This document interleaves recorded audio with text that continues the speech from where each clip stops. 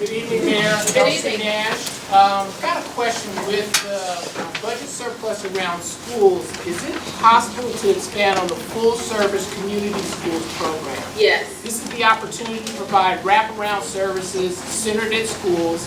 A number of your colleagues in Oakland, where Antoine came from, Philadelphia, New York, are all expanding on full-service community schools. Yes. Is there an opportunity for us to do this? There is, and Lindsay, can you remind me if we included it in this budget, do you recall? Okay, so we do have, sir, and I want to thank you for that question, because we have in our first two budgets, my commitment was to double the number of community schools that we have. I think we started with 2, went to 4, we may be at 4 still. So we need to, and we weren't able to do it with this budget, but we will look forward to, it's still a focus of ours, and getting into the next budget season. I know one question here, and then Bruce. Yes. Okay, my question is, thank you, Mayor Bauer. Yes, Thank you so much for having audience so that we can dress properly. I lived in this neighborhood since 2002, and this is the first outreach I've had. How are we going to do to improve this so that more people can come and more people volunteer to make sure the things that are happening out there are benefiting our neighborhood? Well, I appreciate that, and you may know this about me, but I come from like a grassroots background to the mayor's office, the ANC commissioner, ward council member, and now mayor, and I challenge everybody on my team to make sure that we're listening. So one opportunity that we had to change things was with the budget process. When I was on the council, I would get frustrated because the mayors, and I've worked with 2 of them, would formulate the budget, send it to the council, and then come out to the community and ask about it. So what I'm doing now, say this is what we did. But what we did to change things was we went out to the community first. So in February, I had a series, and this is the 3rd series we've done, of budget town halls across the District of Columbia. We had one here in Ward 7 at the Department of Employment Services. And so there we asked every resident to help us prioritize things. And it works very well. We had actually one of the best community engagement sessions I've ever been involved in at DOES. People were engaged in bringing forward their ideas. We do a number of different things. We try to telephone town halls for, to get to people. Sometimes we get to 5,000 or 6,000 people at a time when we do that. My staff, we catch a number of the ward community meetings, so I should always have a representative there to hear questions and bring them back to me. So we try very hard. But this community association, every time I come here, is like 100 people here. So that tells me that this neighborhood association works well together. So the first thing I would suggest is stay in touch with your neighborhood association, because they work very well with the government, your ANC commissioners. And we want to make sure that, we know you got your life to live and you don't want to follow around the government all the time. But sometimes we can get a call to you, a piece of mail.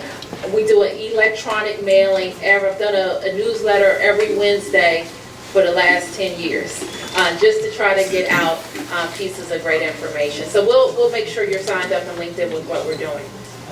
And I know we only have a little time left. I know we have food in the back of the room. I know we have one ANC commissioner here, Bruce Finland. I know you had a question. Yeah, my name is Bruce Finland with MED Developers. First, I wanted to acknowledge something. We have about 50 buildings all over the city. We go to a lot of community meetings, and I would stress that you become involved as much as you can with this group, because every time I've come, the place is packed, people are really engaged, and just a general comment. I mean, it's very impressive, and I go to a lot of the meetings, and there's hardly anybody there. So, and Jimmy and Steve and the other people that have put this together, they've done a terrific job, and you should all really appreciate what they've done for the community, as we have as developers. My question is really about Pennsylvania Avenue, and the traffic patterns here specifically. We are developing property aside from the apartment buildings that we own and operate. And you really can't get from one side of the street to the other. This is a major problem. It's going to get worse, and it needs to be a priority. I don't know if it is a priority or not. I know that there is a study to deal with the area right at Minnesota and Pennsylvania, but that's kind of just a small bite of what really needs to be done. I don't know if that is part of the plan. It needs to be. And again, if you're putting you mentioned Penn Branch and what Jair Lynch is doing, but you can't really you can't really get on one side. Once you're on one side of the road, that's it. You can't get on the other side. So it's pretty basic stuff. I don't know what you can do as mayor, but it's something that I would stress could be a real priority and will make a real change. I got it. So thanks for that. So when you say you can't get across the street, tell me more. If you're driving on one side of the street and you want to get to the other side of the street, you can't really do it. You can't cross. You can't go across the median. And there's no access. You have to basically get off, drive around, get on one of the sides, like 28th Street, and cut across. Okay, I got it. So so you're talking about vehicle movements, not pedestrian movements. Yes. All right, I got it. So yes, your question about the Minnesota Bend project is going to start, I think, in about a year. And I'll have to make sure we work with the DDOT team to see how far up we can go with that project. But generally speaking, we do, and I failed to mention it earlier, we have a focus on infrastructure in this budget and pedestrian safety. And so usually the things that are good for pedestrians will also help car movements. But our first focus is making sure that people can walk and access a bus in transportation. And sometimes that doesn't, frankly, that means that driving across Pennsylvania Avenue may not be the safest. So we want to make sure we're making the vehicle movements make sense, but certainly that we're making the pedestrian movements safer. So we're very focused on that. And I think that what makes sense is that we have a specific conversation, especially as we get closer to the project, of what the safety improvements around the intersection are and how far we can go up. Let me say another word about infrastructure, because we have, how are your local roads, the condition of the local roads, your neighborhood roads? Are they good? Are they excellent? Terrible. Are they 100% great? Very good now. Excellent. They're very good now. They're better? But we got one more part on our. All right, so let me say a bit about local roads. We do a pretty good job in the city of our main arterials. All right, there are only 7% of them that are in poor condition. I can't say the same for our local roads. Over 30% of them are in poor condition. So what we have in this budget is included a state of good repair plan for our local roads. And some of you will have know about our plan for Alley Palooza. Has anybody heard of Alley Palooza? So Alley Palooza is kind of a alley improvement project on steroids that we went out and we're on our 5th Alley Palooza now, Alley Palooza number 5. And on Alley Palooza number 5, we do 8 alleys in 8 wards in 8 weeks for each of those. So we'll have over 300 alleys completed just with the Alley Palooza program. And that is how we intend to go after our local roads projects. And making sure that, and this budget includes more money. Now I have to ask you to inform your council members that you want local roads to be a priority in this budget. Because sometimes what happens is they skim a little bit every year off the local roads project, a little bit every year, and that compounds, which means we can't get to all of our projects. So that is very important for us to be able to focus on. And I just want to make sure DDOT doesn't have anything else to add on the Minnesota Bend project. I'm happy to talk to anyone after if Okay. you have specific spots. All right. Okay. Yeah, I can figure out the whole And I know we have a question here. I just want to limit the question, so I know we have 3 more, at least 3 more. I saw you, Reverend Curry, I can barely see. Okay. I didn't forget you. Pastor, thank you again for your hospitality. Thank you, Mrs. Curry. Yes. I wanted to make reference to what was said about walking in the area. Yes. I've lived in this area my entire life, and when I was younger, my mother would not let me get off at Penn Branch because a child had been hit and killed in the late 60s. And everything was fine when I was in high school. But once they did the beautification of the street, and they took off that island that makes the right turn, the right turn, the green right turn sign will come on. The crosswalk, you used to not be able to cross Pennsylvania Avenue directly that way. And so what happens, I said you used to not be able to cross Pennsylvania Avenue on the other side. You used to have to cross at the Exxon. And so when they did the beautification and they allowed the pedestrians to be able to walk, they took away that island and they took away the sign saying do not walk. And my daughter and I almost got hit the other day because the car was focused on getting around the corner because you can do right turn on red. Yes. But it was, we had the right of way. I got it. And so in taking away that island and causing the driver to not have to really pay attention and they zoom around anyway, it makes it very difficult. In addition, at Penn Branch Shopping Center, there's a very large do not turn left sign. And vehicles will do that constantly. There is an incline, it's very steep. When you're going up Branch Avenue, you can't see if you're driving up Branch Avenue. So you know the people turning left, they can't see either. Someone's going to die or get seriously hurt if they don't figure out a way to stop people from making that left turn out of the mall area. I got it. And the police can't do anything about it, because I say it, they don't stop, or they might be able to catch a couple of people doing that, but they say, oh, I didn't see it. Okay. And so what happens is I'm they block sorry, traffic. So it is an illegal turn already. It's an illegal turn. I got it. Left turn. I got it. Yes. I got it. Thank you for that. Thanks. Got it. Thank you. How do your shopping?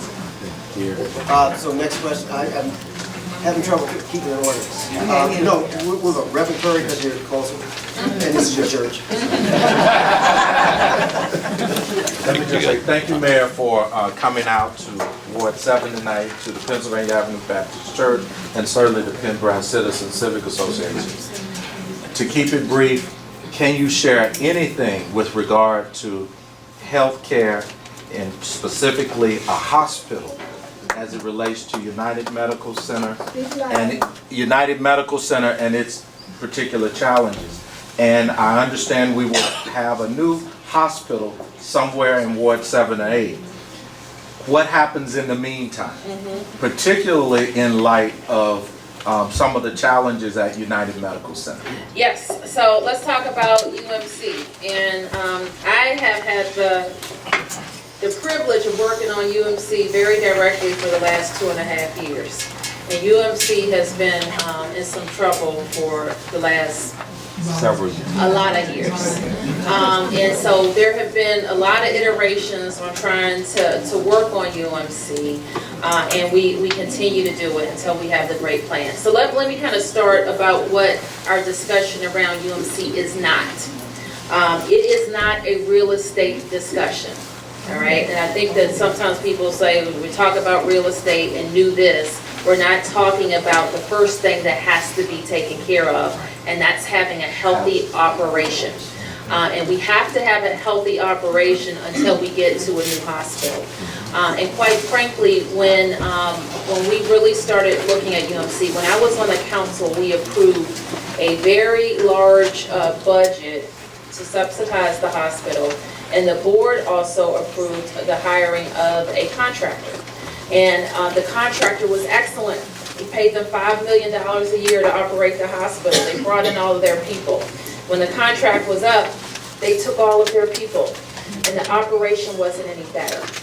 So that's the point at which I became mayor, that we had a hospital that had been doing okay for a few years under this $5 million operator.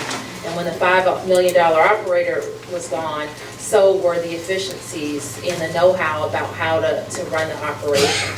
So what we've decided to do, we do have an operator that does part of what Huron used to do, but we are training the in-house staff and getting the in-house capability to get the operation healthy. So that's where we are right now. We are also doing a feasibility study that not only focuses on location, Now, it's my belief that the hospital isn't located in the right place to best serve the most people in Ward 7 and 8. And, let's face it, we want a hospital for all 8 wards, not just for Ward 7 and 8. So we want to build a hospital that will attract the type of physicians that people from anywhere in the city or anywhere in the region will come. Because that's when you're going to get a healthy operation. Because while there are 160,000 fantastic people in Ward 7 and 8, most hospitals draw in a much bigger area for their patients. And the fact is that people follow their physicians, wherever they are. And so if we build the type of facility and have the program where physicians want to locate, then we're going to be able to draw people to the hospital from many places. So what our feasibility study will do is demonstrate a location that is good, but also the configuration of services that's going to be feasible in this market, in the Washington, D.C. market. So what I've asked my team to do is to be prepared to give me those recommendations in the next several months, so that we know a location, and we also know the type of mix that's going to work in this market. And when I'm talking about the DC market. And then we're also trying to attract a partner. Okay, so DC government doesn't do hospitals well.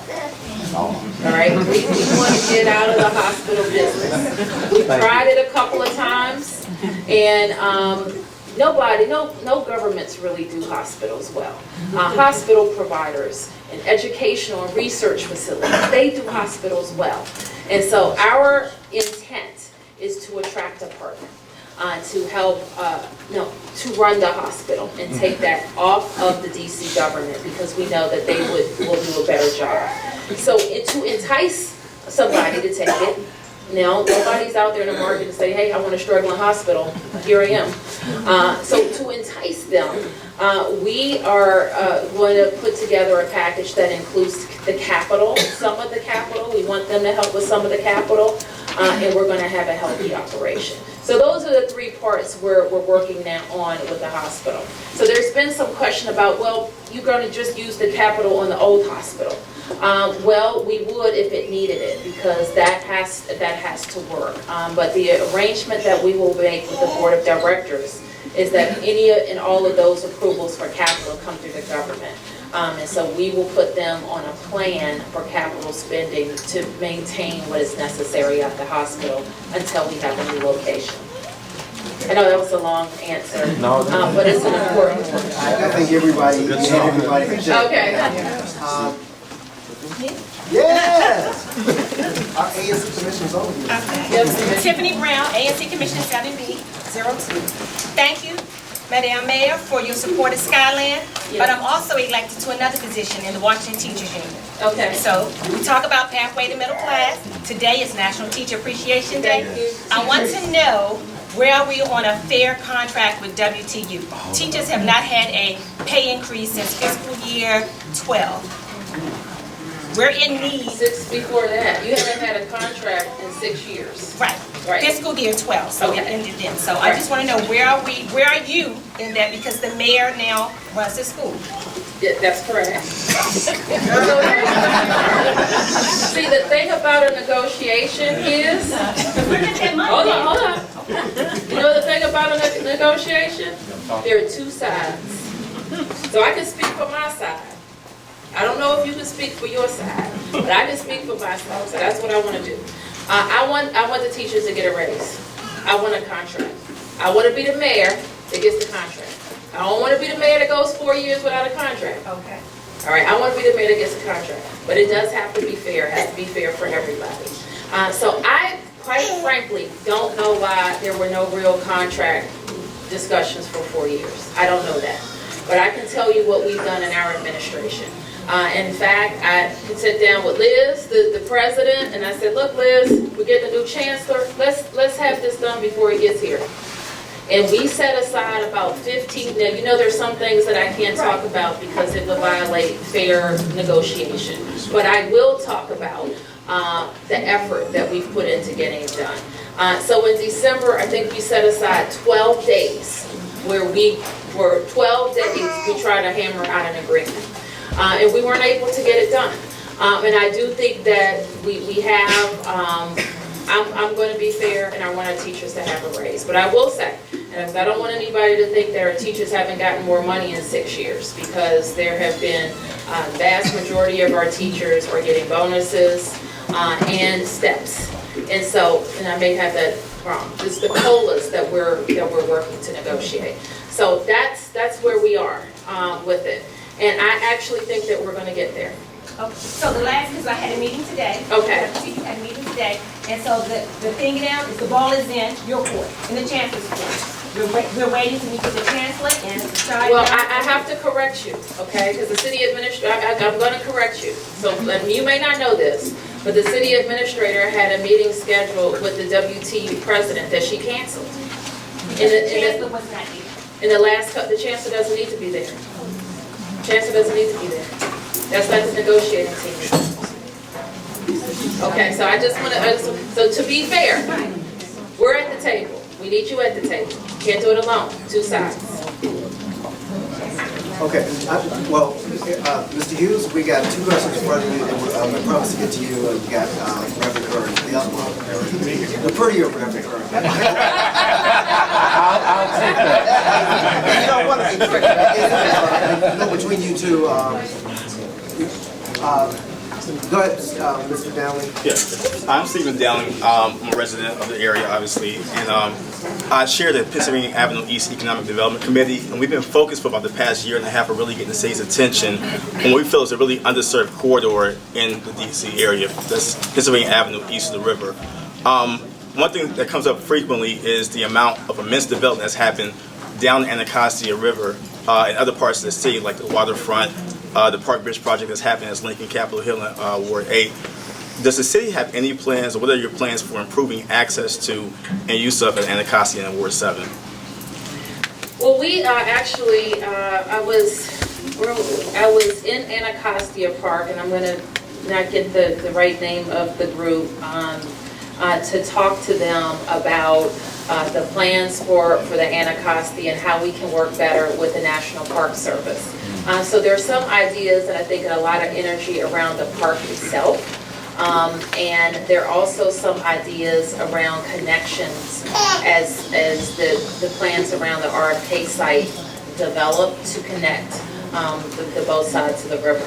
So we are really looking forward to working with the Anacostia waterfront project. And I think that the most energy at this point is around improvements in the park itself. Is that your understanding?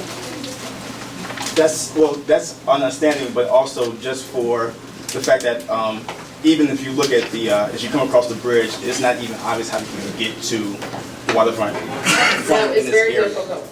It's very difficult. And so that was one of the big things that we talked about that day, just improving access, bus access, programming, so that there's something to do once you get there. And I think that's big. Now, I think there are differing opinions among the group about how much it should be developed. Some thinking that the natural is just fine, and others wanting it to be more programmed with hardscape and the like. So I think there's a lot of discussion that still needs to happen, and a lot of work we have to do with the National Park Service. Thank you, Mr. Jones. And I know we have, I'm going to cap questions just so we can have a little time afterwards. So we have Mr. Hughes, Mr. Lloyd, and Reverend Curry. All right. Mr. Mr. Hughes. Mr. Lloyd and Mr. Hughes. So we'll go Okay. Mr. Hughes and then Mr. Lloyd. Thank you for your presence. Thank you.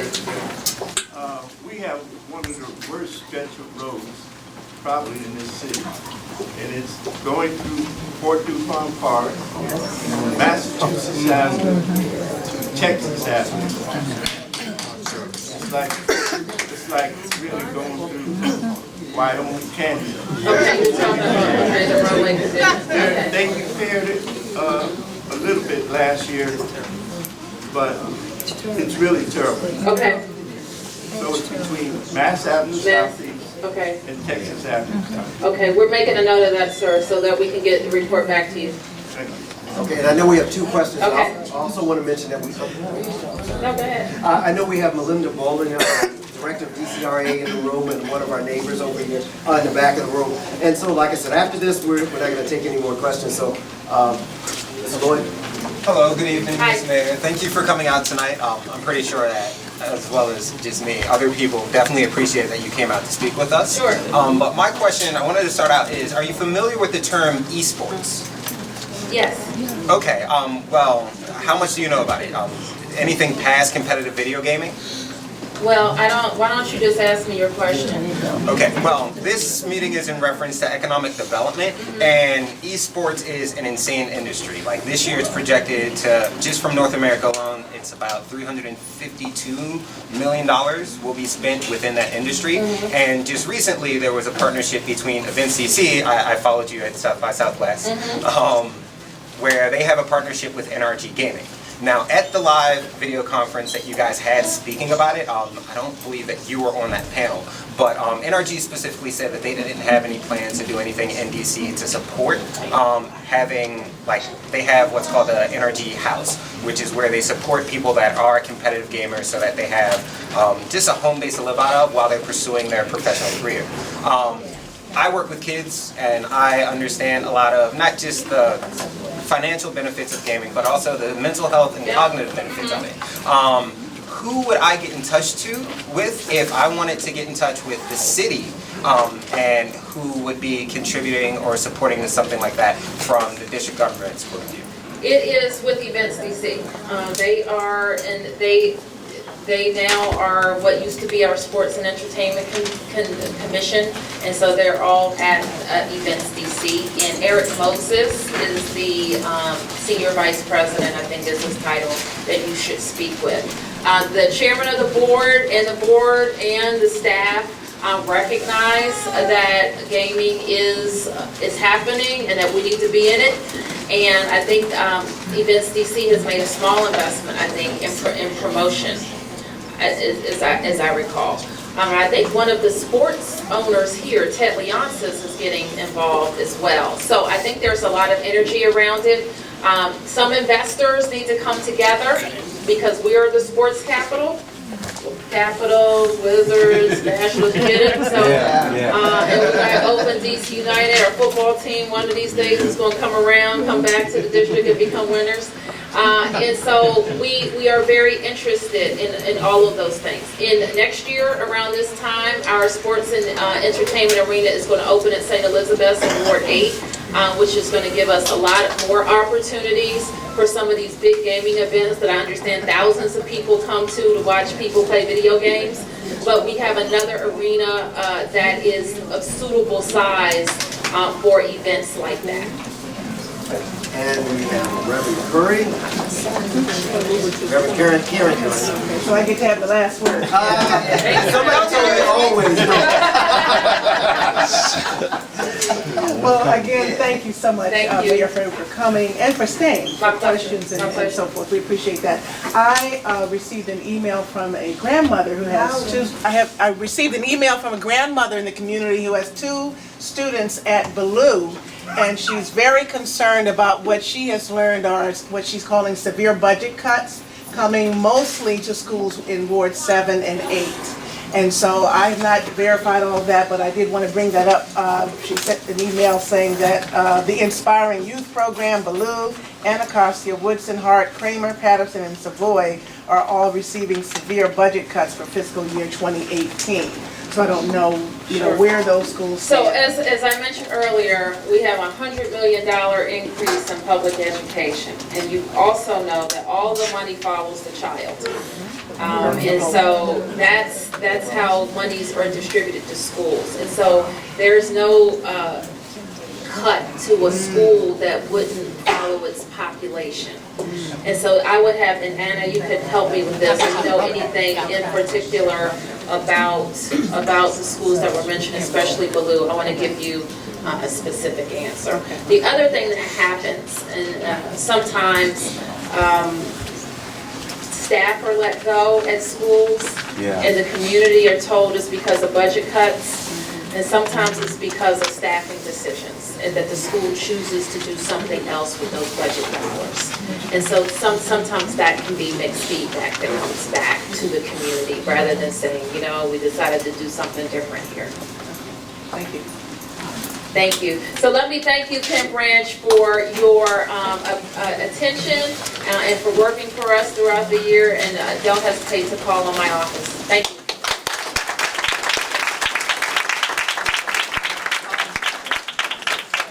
Very much, Mayor, for coming, and I say coming again. But I also want to acknowledge one special person, the owner of Thai Orchid's Kitchen, one of the sit-down restaurants, the only one we have burning here, who's been here, and he's prepared the meal for the And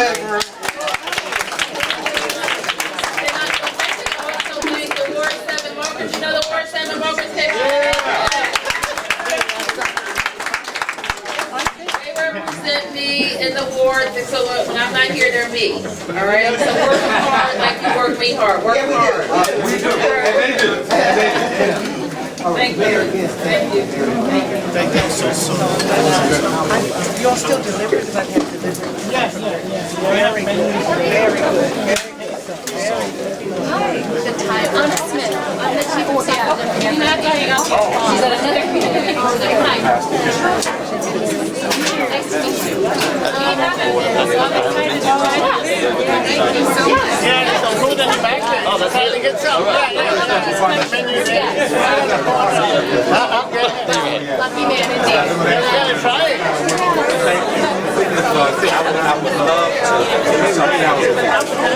Okay, I will.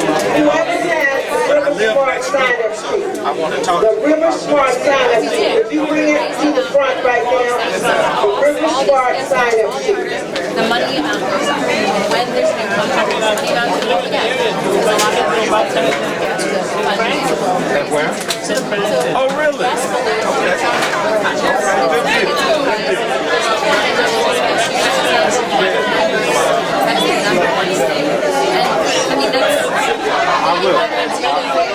Kids are leaving, the school isn't doing what it needs, but the more kids leave, the less resources the schools have. It's just, I know, exactly. Absolutely. Please, I'm happy to talk about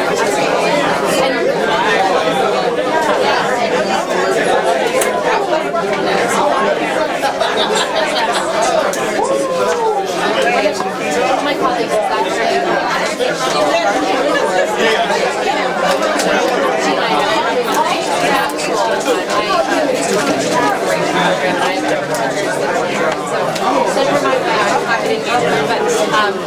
ultimately, yes, across the city, some dollars amounts go up and down, but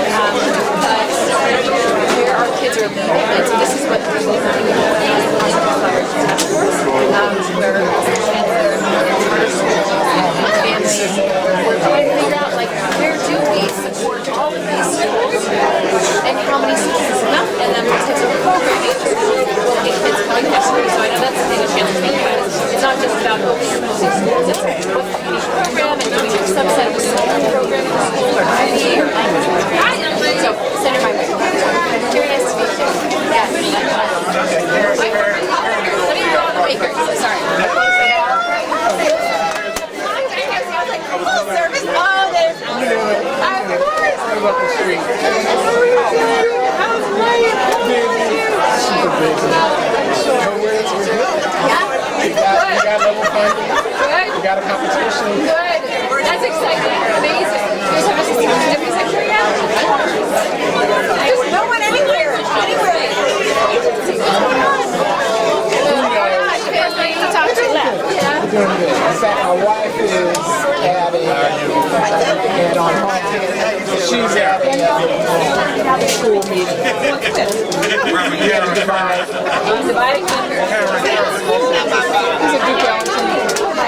So they're getting ready to move. Yes, in the building. In the mega building. Oh, don't you worry. Like, that is on our radar. Actually, we are having check-in. It's going to be ready. It's going to be ready. When is it going to be done? It's going to be gorgeous. But it's crazy. I know.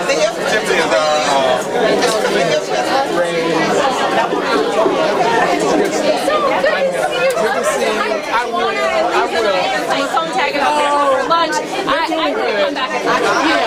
Yeah, I'll bring the kid. Oh my God, she's huge. She's running around. You will say that. Okay, all right, take care.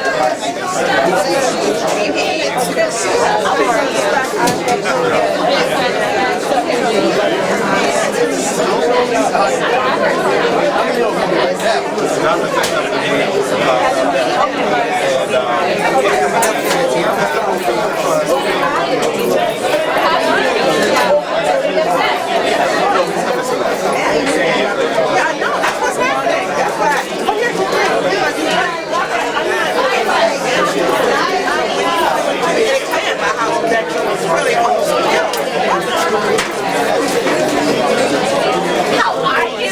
Our vacation.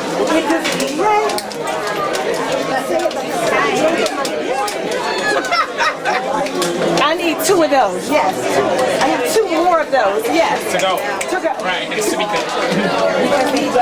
They don't have open, they have no open potato laws. So I was like, how many, and this was not, you built me up, and they're like, See what she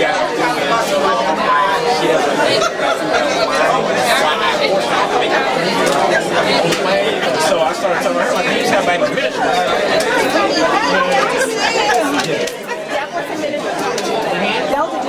We can buy the house, Tiffany's gonna come too. Okay, good. All right. I literally live around the corner.